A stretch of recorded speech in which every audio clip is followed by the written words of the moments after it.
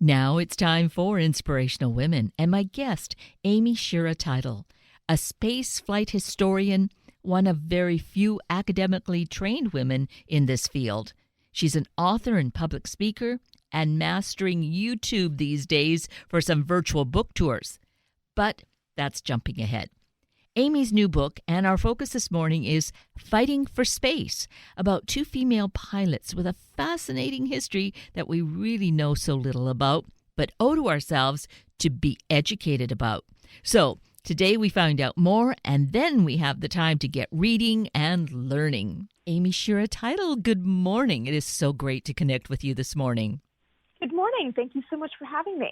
You're so welcome, and thank you also for your writing in this wonderful new book, Fighting for Space, Two Pilots and Their Historic Battle for Female Spaceflight. Fascinating work. So then the question arises, what is it about you, your history, your background, Amy, that really had you delving into the histories of these two great pilots and writing about them? Well, my history, my background with this, I'm a spaceflight historian. I'm a historian by training, but I've always been fascinated with the Apollo era of spaceflight because it's incredible and amazing. And inevitably, when you read a lot about Apollo era, you come across the story of Jerry Cobb and the so-called Mercury 13. The typical story is, Jerry does the astronaut testing, and she should have been picked for spaceflight, and she takes on NASA in this congressional subcommittee hearing, but it's, a product of the times and blatant sexism. She's not able to fly, and it's a huge loss for America. So I knew the story, but it never totally worked for me because of what I know about NASA's history. And the congressional hearing coincides with NASA making what is called the mode decision, or how to go to the moon, which is the biggest decision of the Apollo program. This was the decision to keep the service module with the heavy gas in orbit with the command module and descend with the lunar landing. And I knew that was a huge decision for NASA, and I knew that it was giving all its resources to that. So I couldn't figure out why people, in retelling the story of Jerry Cobb, would give her equal weight to the decision of how to go to the moon. So it felt like the NASA context was really missing for me, and that was really my jumping off point. And then the other sticking point I had was the retelling of Jackie. She's very one-dimensional, Jackie Cochran, in the stories usually.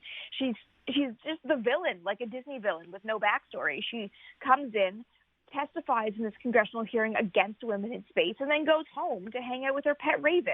I thought, there's no way that the most decorated pilot of the 20th century has no further bearing on the story aside from being this villain. So I started looking more at the NASA angle and at Jackie and realized that everything has been kind of wrong before, and that it's really Jackie's story.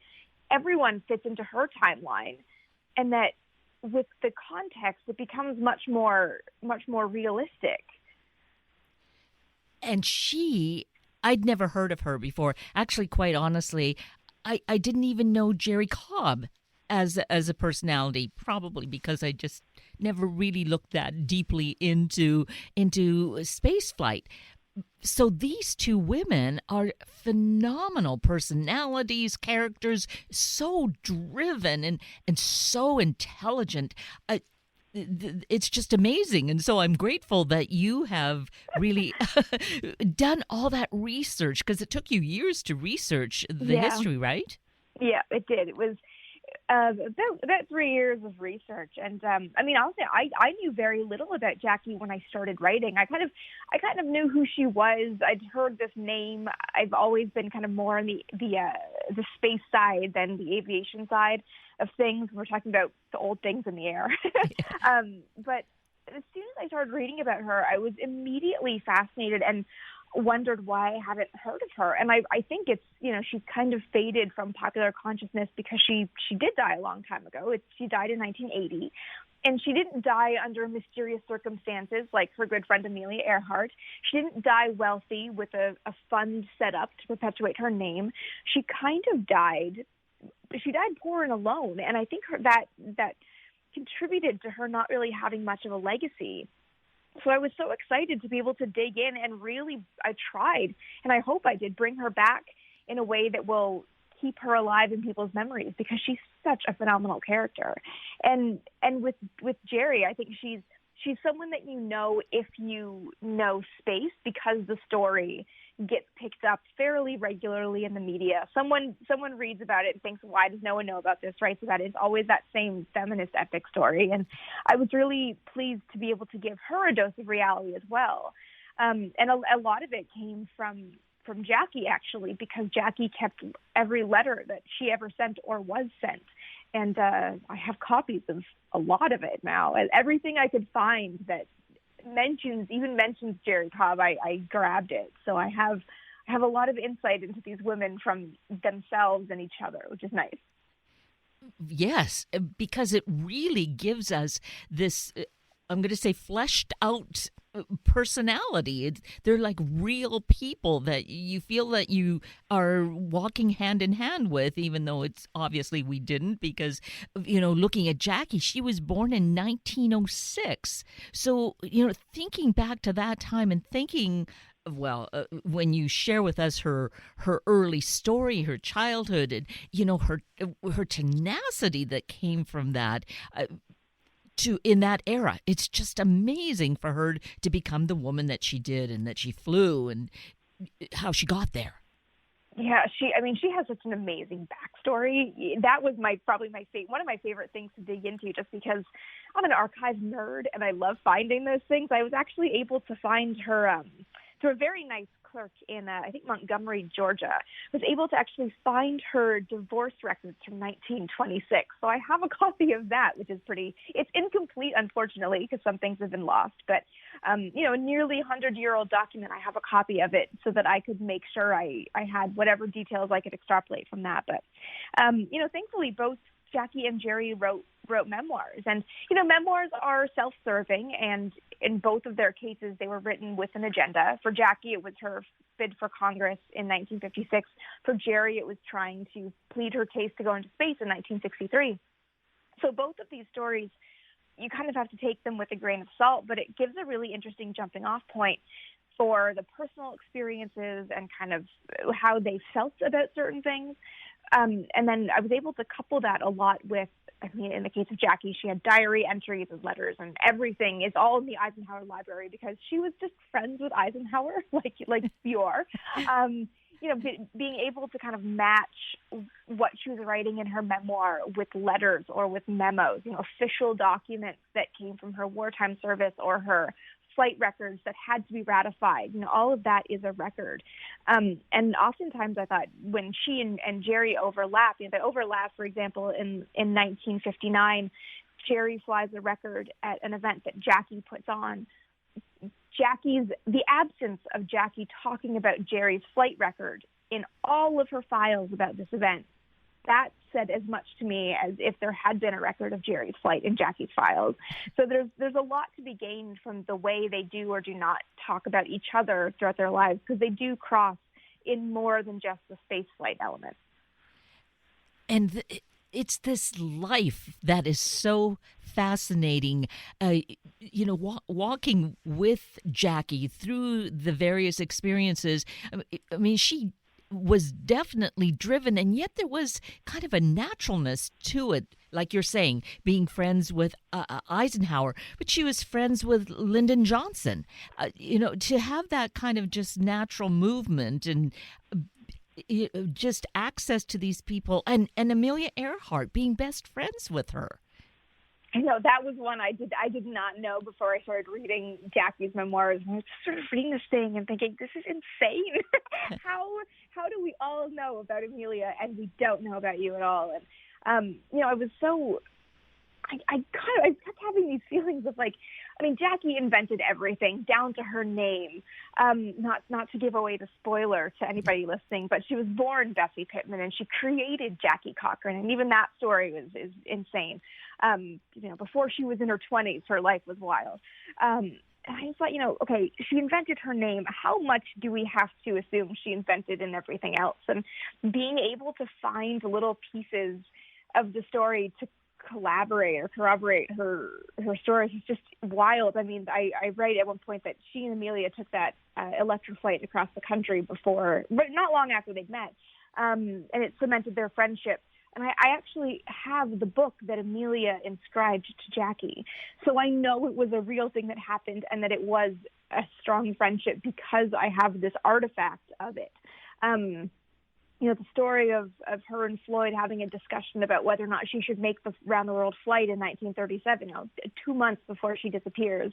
I thought this is a weird thing that happened, and then I found the picture of them digging the stuck car out of the mud right after that conversation in the archives. And yeah, thankfully, even the picture archives I was able to go through helped bring a lot of that stuff to life. I have pictures of Chuck Yeager without a shirt on citing Jackie on a speed run. So I know that, painting the picture, I know who was there and I know what they were wearing. And it's those details that I think allowed me to bring it to life, like you said, and allow you to walk with these women instead of just reading about them. Oh, I really tried to do that. well, I feel you really succeeded. Well, thank you. It is just so intriguing. It is one of these books that's a real page turner because you want to know what's happening next, and the way you've woven it through time. I really appreciate that kind of story. It's like we're living it as they're living it. Yeah, well, thank you. I tried. I think what's so interesting about this story and dealing with Jackie and Jerry is they're both somewhat known women. Some people will have some experience of them, even if you're just recognizing the name or you've heard a little bit about the Mercury 13 stuff, or you've heard about, the women flying in the Second World War. I think everybody coming to this has some anchor points for the story, but more broadly speaking, we all know what the Second World War was. We all know what breaking the sound barrier is, sort of. I tried to use these kind of common anchor points and pepper in, LBJ and Eisenhower so that we have these common reference points so that as you're reading it, it gives you these anchors in history. So you're not relying on this all new information. You have this thing of, oh yes, this I know, so now I know we're in 1948. Oh right, okay, we're here, we're in 1952, because you have those moments that you know. And I wanted it to kind of anchor the reader, but also show you just how involved these women were in real history, that it's not this thing that's happening it's not outside, while America's doing this woman over here is doing something totally unrelated. I wanted to show you just how intricately woven their lives were with the things that you know about. And really to get a strong understanding of women's roles prior to that, during the 20s, during the war, after the war. Some of this we have a sense of, but the way that you really share it grounds it and is important for, I think, especially a younger generation of women to see this history and know what has gone on. Yeah, and I think part of the rationale for me there, too, is that it's so easy to look at a story about women trying to break barriers and being unsuccessful at it and look at it from a modern standpoint and say what it is, say that it's sexism, say that it's this. And that, it's completely anachronistic. You can't take a story about women breaking barriers out of the framework of what the role of women was at the time. And so often I see kind of modern those stories through modern lenses. And I think it does a bit of a disservice to the women to kind of, it almost downplays what they were up against in the early 1960s. I mean, this is before the second wave of feminism, right? It downplays that, but it also kind of gives you a skewed understanding of how hard it was. So I really wanted to give you, along with the historical anchor points, kind of keep you grounded in what the role of women in society was, what it meant to be a feminist, which was something I'd honestly never thought about. The evolution of the word feminism. It was actually my dad who pointed out, I think it was sexism he pointed out, was not even coined as a term until 1965. And my book takes place before that. And I realized, we've attributed this modern terminology even to this story that we can't really do because it didn't exist as a term in that time frame. So I tried, even with language, to keep it grounded in the terminology of the era to give you a sense of really what was happening and what they were up against, and not give you kind of modern tools to view it, because I think that's so important for the understanding of the reader, but also understanding as a history lesson. And so there is even the greater value because of really being able to live in the time, and that you're so dedicated to making that the actual experience. Yeah, that's a product of me just loving history. I think I love when a book can personally take me into a story, even if it's not very old. I love when you let me experience it as though I don't know the answer, because it's history. You can look up what happens. You probably know what's going to happen. But if I forget that for a minute and get drawn into the story, I appreciate that, and I really wanted to do that because so many elements of the story, JFK is assassinated, LBJ wins the Senate race, certain elements, but I didn't want to treat it as a given and ruin the experience of Jackie saving LBJ's life in that Senate race, because just because part of the story, I didn't want to ruin the rest of it. Right. So I had a lot of fun kind of teasing that out and trying to really keep it grounded in history. And I mean, really, that's just such a thing that I love when writers do that. And I really wanted to do that. And you do a lot of it in this book. It is the way these nuggets pop up and you think, oh my goodness, that happened. It's just really so captivating, and that's the page turner part of it as well. Yeah, thank you. I mean, it helps too that Jackie knew everybody. I mean, I get to drop in Howard Hughes because they were just friends. I think my favorite little thing that I had to put in, and it has no bearing on the book at all, is the picture of Jackie with Cary Grant, because I just love Cary Grant, and just the fact that she knew him because her husband, I feel I should mention that Floyd Odlum, Jackie's husband, was one of the 10 richest men in America. He was up there, with the robber barons, the Carnegies, the Mellons, the Schwabs. He was on that level of wealth. And at one point owned RKO Pictures, which their friend Howard Hughes then bought. So that's how Jackie ends up knowing, they knew the Disneys. It was because of Jackie and Floyd that Eisenhower had the first ever Disney ad for his campaign. It's those little intersections of history. We know that ad. I probably, if you know that jingle, might have got it in your head right now because I just got it in my own head. But to know that Jackie had a hand in doing that, it's just like, how? So it was fun to find all those little overlaps and tease that out and let it be casual, because it was casual for Jackie. She knew these people, and it's really interesting. It was fun. And so thinking of Jackie and Floyd, she had no idea of who he was when she had first caught sight of him, but there was something about him that appealed to her, and she wanted to meet him. But so I think that there was probably that piece of it that no doubt appealed to him, that she had no idea who he was. They may have fallen in love regardless, but I thought that piece of it, that she was just so genuinely herself, not trying to impress him, that probably was what cemented their relationship right at the beginning. Yeah, they have an interesting story. So they met at a dinner party in 1932, the height of Prohibition. They were still able to get to a private club for cocktails. Right, that's the level of wealth. At the time, Jackie was just a hairdresser, but she was working in the upscale salons where the women, her clients, did not have to worry about canceling a hair appointment. So she was still able to stay afloat and work in this. She was kind of moving in this upper society circle, as was Floyd, being one of the wealthiest men in the country. And I will, preface this by Jackie's retelling. No one who was there is alive to corroborate her story, but she didn't know who Floyd was, but was drawn to him and felt comfortable opening up. And she opened up her private ambition of starting her own cosmetics line. And Floyd very casually says, if you want to start a cosmetics company, you're going to have to cover more ground than you can in a car. You should get your pilot's license.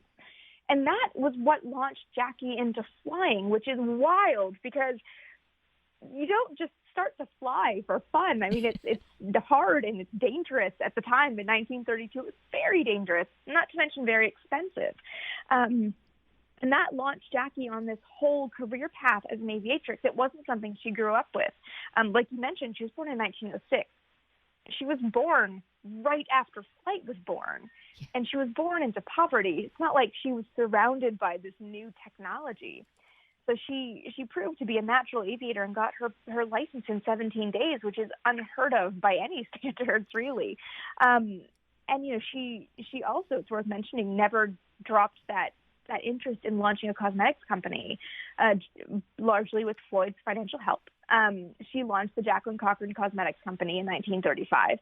And by the 1950s, it was one of the largest brands in the company. I think it was second only to Estee Lauder, which is still around, and it is a luxury brand, and Jackie was right up there. And, I think it's so interesting as a facet of her personality. She's this tough as nails woman who's friends with presidents and generals and very much the girl in the boys club in a lot of ways, and doing all this stuff, but is also has this luxury cosmetics brand. She's written about in Vogue as much as an aviatrix as she is as a cosmetics maven. And I love that she refused to pick sides of herself, which I think is something that modern women, I know it's hugely inspirational to me, and I think it's something that modern women could benefit as having a good example of, is a woman who didn't want to compromise her feminine self to be taken professionally in a male-dominant field. In fact, she used it as a bargaining chip a lot of times. and she does it so well. I mean, it's just so intriguing and amazing. There's such great lessons, at least awarenesses that come from this, that, this story, Fighting for Space, yes, it's certainly all about that, but the personalities of these two women, and I think, well, Jackie really, just because of all this multifacetedness that you're talking about, that really pours forth from the pages, all of that, I think, is just something that all of us can learn so much from. Oh, thank you. Yeah, I tried to write both women neutrally and allow you to sort of, whether you were more of a Jackie or more of a Jerry type, but I think it's a little bit clear that I might be a huge Jackie fan. Well, and without doubt, both of them made huge contributions. But as you say, Jackie Cochran's name does not really bounce off the pages anywhere when you're looking at this history of flight. At least I don't think so. She's not. She's there in books about female flyers. She's there usually as the leader of the Women's Air Force Service pilots in the Second World War. She's there in museums. I mean, now that I'm aware of her, I see her everywhere. But she's kind of that. If you don't know to look for her, you wouldn't notice that there's just a plaque with a diploma under it, one of her flight records, or a plaque with a little case with a few articles in it. And you wouldn't really think about what it is until you know who she is and you know what each of those things are. Actually, this is such a weird detail, but I mentioned at one point, I have all these pictures of her in this white knit hat with a pom-pom on it. And she always wore it before she put on a helmet to fly a record. And I think it was probably a slight vanity thing to protect her hair, because taking off a helmet, you would have bad hair. And I found that hat in a museum in Palm Springs, and I just thought, if I hadn't known about Jackie and hadn't seen all these pictures of this hat, I would wonder why this is in a museum.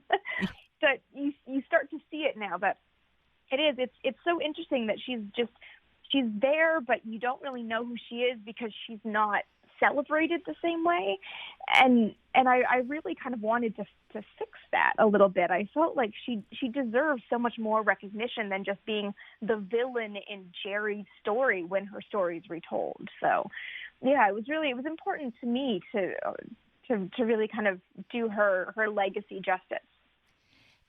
And so we get to learn about this incredible personality, and in the context of that, again, get a view of history over more than a century now. Yeah. Through these eyes, which I think, again, is, just something to value and cherish. Yeah, I think it's I think being able to write so much of this from primary sources, I think, really helped and was really important to me. And like you said, bringing it to life and allowing you to experience it through the women themselves. I wanted you to experience it through them, not through my eyes. I tried to keep my voice in the back as much as possible, so that it feels like a story, and what you experience of them feels natural and organic, instead of me telling you how to feel about something. Again, it's just something that I appreciate when a writer can do, so I tried.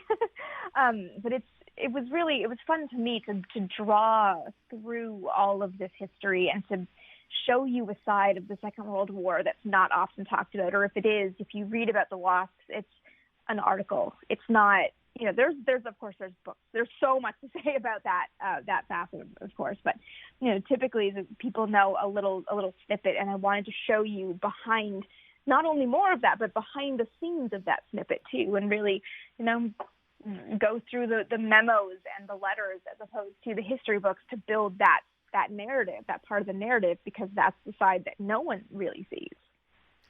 So, this being a new book, typically you'd be on a book tour. However, we know that that the world is falling apart a little bit. Yeah, the world isn't supporting that sort of thing.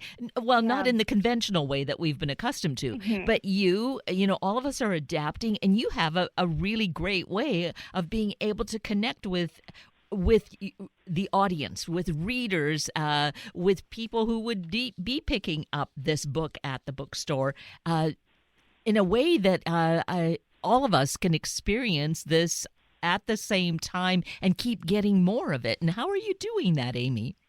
Yeah, with all the creativity I can muster.